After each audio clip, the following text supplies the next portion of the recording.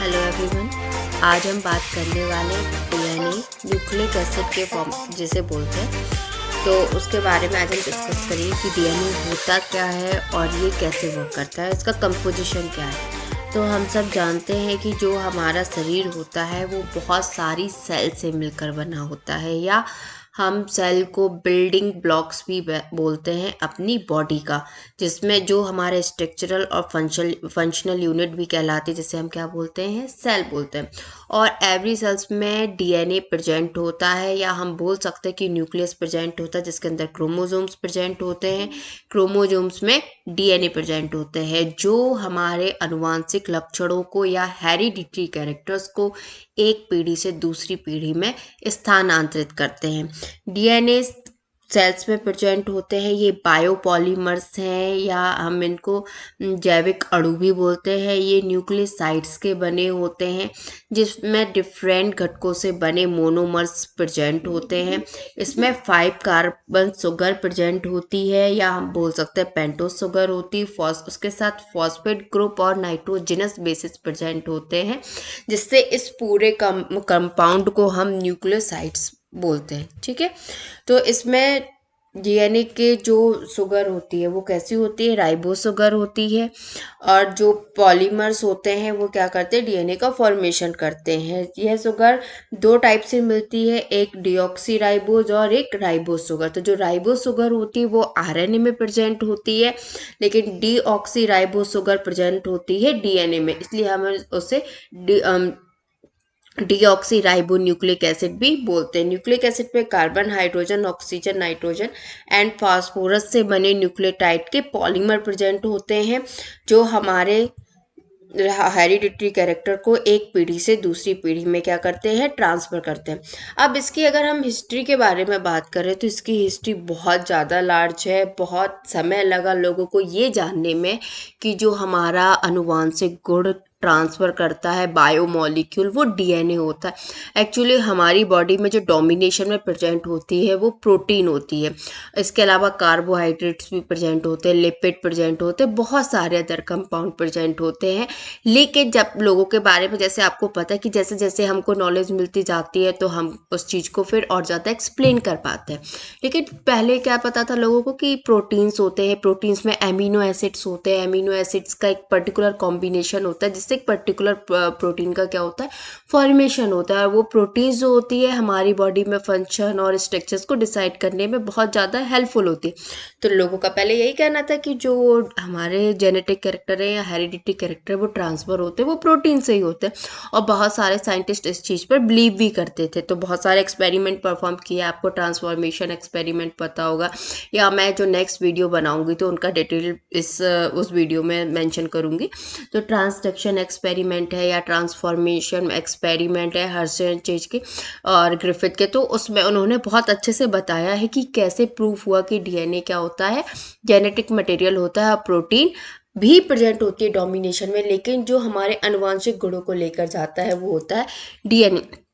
तो शुरुआत कहाँ से हुई थी, जो फ्रेडरिक मिस्चर थे उन्होंने पस सेल से, जो डिस्कार्डेड पस सेल से सबसे पहले न्यूक्लिन खोज की, या हम कह सकते हैं डीएनए को खोज किया। लेकिन उसका जो नेचर होता है वो कैसा होता है, एसिडिक होता है और न्यूक्लियस के अंदर प्रेजेंट था, जिससे जो फ्रेडरिक मिस्चर और उनके स्टूडेंट्स काम कर रहे थे, तो जब उन्होंने वो खोजा तो उन्हें कुछ स्पेशल चीज़ दिखाई दी जो डीएनए हाँ ही है, लेकिन उन्हें वो जो स्टार्टिंग पीरियड था, तो अब उन्होंने वो चीज़ कहाँ से आइसोलेट की, डीएनए न्यूक्लियस से आइसोलेट की, और स्ट्रक्चर एसिडिक होने के कारण उन्होंने उसे नाम दे दिया न्यूक्लिन। तो जैसे जैसे बहुत सारे साइंटिस्ट इन्वॉल्व होते गए, इसमें किंग्स कॉलेज का बहुत बड़ा रोल है, फेज ग्रुप का भी बहुत बड़ा रोल है, जिन्होंने इस चीज़ में बहुत बड़ा रोल प्ले किया है कि डीएनए क्या होता है, जेनेटिक मटेरियल होता है। और फिर आप वॉटसन एंड क्रिक के बारे में तो जानते ही हैं। तो बीच में फिर कौशल ने ये प्रूफ किया, उसका अधिक प्यूरीफाई फॉर्म 1880 में बताया कि ये एसिडिक नेचर का होता है, और इसमें न्यूक्लियो बेस की उन्होंने आइडेंटिफिकेशन भी शो किया, जिसमें ATCG आते हैं। फिर देन 1889 में रिचर्ड एल्टमान ने उसे न्यूक्लिक एसिड वर्ड ही दे दिया उसके नेचर के कारण, क्योंकि वो एसिडिक नेचर का होता है। फिर 1953 में आपको पता है कि जेडी वॉटसन और एफएससी क्रिक ने डीएनए की संरचना निर्धारित की, लेकिन इसमें और भी साइंटिस्ट इन्वॉल्व थे। जैसे रोजालिंड फ्रैंकलिन के बारे में आपने सुना होगा, तो उन्होंने डीएनए का जो स्ट्रक्चर है एक्सरे क्रिस्टलोग्राफी के थ्रू निकाला था, और उन्होंने ही वो स्ट्रक्चर वॉटसन एंड क्रिक को दिखाया था, जिससे वॉटसन एंड क्रिक भी उस पर काम कर रहे थे। तो उन्होंने फिर उस चीज़ को उन्हें बताने में क्या हुई, आसानी हुई। केमिस्ट्री के बहुत बड़े साइंटिस्ट भी थे जो उनके साथ प्रेजेंट थे, किनके, वॉटसन एंड क्रिक के। तो वो इस चीज़ पे डिस्कस करते थे कि अरे ये बेस प्रेजेंट है, ये शुगर प्रेजेंट है, तो ये कैसे आपस में कनेक्ट होंगे या कैसे ये आपस में जुड़े होंगे। लेकिन फिर उन्होंने इस चीज़ को डिस्कस किया, तो फिर उन्हें धीरे धीरे उस चीज़ पर आए कि ये हो सकता है लैडर फॉर्म में हो। लेकिन आपको एक इसका रोचक किस्सा भी पता होगा वॉटसन एंड क्रिक के बारे में। जब उन्होंने ये स्ट्रक्चर देखा रोजालिंड फ्रैंकलिन से, और वो एक बार चाय पी रहे थे, तो उन्होंने सामने सीढ़ी देखी। तो जब सीढ़ी देखी तो उन्होंने दिमाग से आइडिया लगाया कि मे बी पॉसिबल जो डीएनए का स्ट्रक्चर हो कुछ ऐसा हो सकता है, सीढ़ी नुमा, या आपस में इसमें डबल स्ट्रैंडेड होता है, मतलब दो सूत्र या दो स्ट्रैंड आपस में कनेक्टेड होते हैं। किससे कनेक्टेड होते हैं? हाइड्रोजन बेसिस से। तो वो आपस में हो सकता है कि सीढ़ी की तरह स्ट्रक्चर को। तो फिर धीरे धीरे और स्ट्रक्चर्स की जानकारी बढ़ी, और बाद में उन्होंने प्रूव क्या किया कि जो डीएनए होता है वो डबल स्ट्रैंडेड होता है, हाइड्रोजनस बेसिस से जुड़ा होता है। और वो हाइड्रोजनस बेसिस में क्या जुड़े होते हैं? Nitrogenous bases, ATNCG। आपको पता है A T के साथ और C G के साथ कंबाइन होता है। तो ये क्या होते हैं? प्यूरिन्स होते हैं और पायरीमिडिन्स होते हैं। तो डीएनए का जो बेसिक कंपोजिशन है, जैसे हम न्यूक्लिक एसिड बोलते हैं, उसमें क्या होते हैं? न्यूक्लियोटाइड्स होते हैं जिनका रिपीटेशन होता है, इसलिए हम इसे क्या बोलते हैं? बायोपॉलीमर। फॉस्फेट ग्रुप होते हैं न्यूक्लियोसाइड में, nitrogenous bases and pentose sugar आती है। नाइट्रोजनस बेसिस दो तरह की होती है, एक प्यूरिन्स एंड पायरीमिडिन। प्यूरिन्स क्या होते हैं? डबल रिंग स्ट्रक्चर होते हैं, इसमें A और G आता है। पायरीमिडिन सिंगल रिंग स्ट्रक्चर्स होते हैं, जिसमें A T C and U आता है। U प्रेजेंट होता है किसमें? RNA में। ठीक है।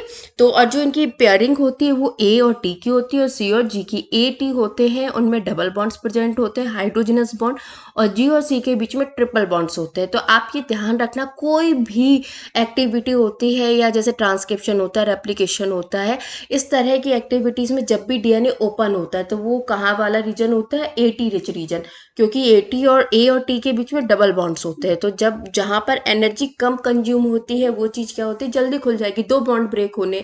और G और C के बीच में 3 बॉन्ड्स होते हैं, तो अगर उनको आप ब्रेक करोगे तो उसमें बहुत टाइम लगता है। इसलिए कोई भी बायोलॉजिकल एक्टिविटीज हो, या डीएनए का रेप्लिकेशन होना हो, या ट्रांसक्रिप्शन होना हो, तो वो AT रिच रीजन से ही स्टार्ट होता है, ध्यान रखिएगा। तो प्यूरिन्स और पायरीमिडिन्स के बीच में पेयरिंग होती है, और AT और CG का कॉम्बिनेशन होता है। तो अब बात करते हैं न्यूक्लिक एसिड होते कितने टाइप के। न्यूक्लिक एसिड 2 टाइप के होते हैं, एक होता है डीऑक्सी राइबो न्यूक्लिक एसिड, और एक होता है राइबो न्यूक्लिक एसिड। तो दोनों में डिफरेंस कहाँ जाता है भाई? दोनों, हाँ, जो ह्यूमन बॉडी है या यूकैरियोट्स हैं, उसमें डीएनए और आरएनए दोनों प्रेजेंट होते हैं, बट जेनेटिक मटेरियल कौन ट्रांसफर करता है, बात आती है। तो ये वेरी करता है एक्चुअली ऑर्गेनिज्म टू ऑर्गेनिज्म की डीएनए जेनेटिक मटेरियल के रूप में है या आरएनए। तो बहुत सारे जो माइक्रोब्स हैं, जैसे आपके वो हो जाते हैं, बहुत सारे वायरसेस होते हैं उसमें आरएनए वर्क करता है एज ए जेनेटिक मटेरियल। ठीक है। और जो बहुत सारे वायरसेस होते हैं, या जो यूकैरियोट्स या एनिमल्स वाले वायरस होते हैं, उसमें DNA as a genetic material work करता है। तो वो सिंगल स्टैंडर्ड भी हो सकता है और डबल स्टैंडर्ड भी हो सकता है, लेकिन आरएनए भी जेनेटिक मटेरियल की तरह काम करता है, और उसमें डीएनए भी वायरसेस में। लेकिन अब जो अदर ऑर्गेनिज्म आते हैं उनमें almost DNA as a genetic material पाया जाता है। और इसका, हाँ, एक और चीज़ बात कर सकते हैं हम इसके बारे में, कि आपने देखा होगा कि जो वायरस होते हैं उसके अगेंस्ट में वैक्सीन बनाना थोड़ा सा टफ काम होता है, क्योंकि वायरस के अंदर कैपेसिटी होती है कि वो अपने डीएनए को आरएनए में और आरएनए को डीएनए में कन्वर्ट कर सकता है। आपको पता है जो डीएनए से आरएनए बनता है उसे ट्रांसक्रिप्शन कहते हैं, और आरएनए से भी डीएनए बन सकता है जिसे रिवर्स ट्रांसक्रिप्शन कहते हैं। ये स्पेसिफिक कैरेक्टर होते हैं वायरस में।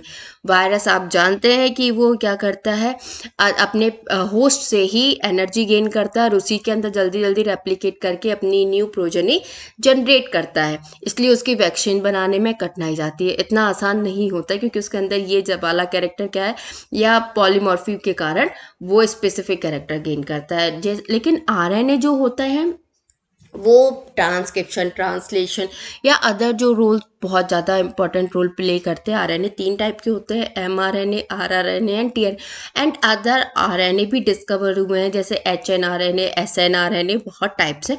लेकिन जो इनके ही टाइप्स है जिनको डिवाइड किया गया, कुछ आरएनए क्या होते हैं जो मीडियम होता है या मिडिल प्रोसेस होती है उसमें जनरेट होते हैं फिर, लेकिन वो यूज हो जाते हैं। लेकिन ये क्या होते हैं, आरएनए प्रेजेंट होते हैं।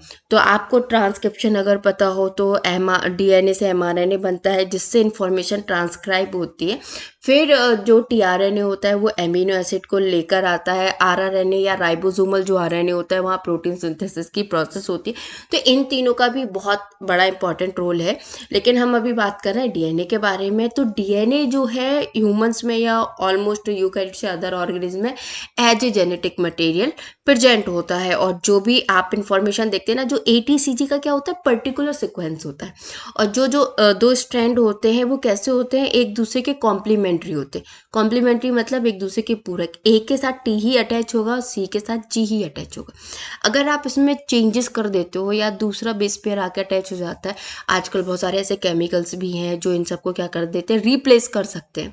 तो उसके कारण क्या होते हैं, म्यूटेशन के चांसेस होते हैं। तो जो डीएनए रेप्लिकेशन होता है मतलब डीएनए की एक कॉपी से दूसरी कॉपी बनना, उसमें क्या होता है कि सेम कॉपी बने, इसके लिए कई बार प्रूफ रीडिंग होती है या जो पर्टिकुलर अटैचमेंट है वही बना रहे, तो उसको क्या किया जाता है, इम्प्रूवमेंट किया जाता है, ताकि जो न्यू प्रोजेनी बनी वो कैसे हो, अपने पेरेंट की सेम हो। तो डीऑक्सीराइबोन्यूक्लिक एसिड दो चेन से मिलकर बना होता है, इसे पॉलीन्यूक्लियोटाइड चेन भी कहते हैं। डबल हेलिक्स होता है मतलब दो सूत्रों का या डबल चेन से मिलकर बनता है।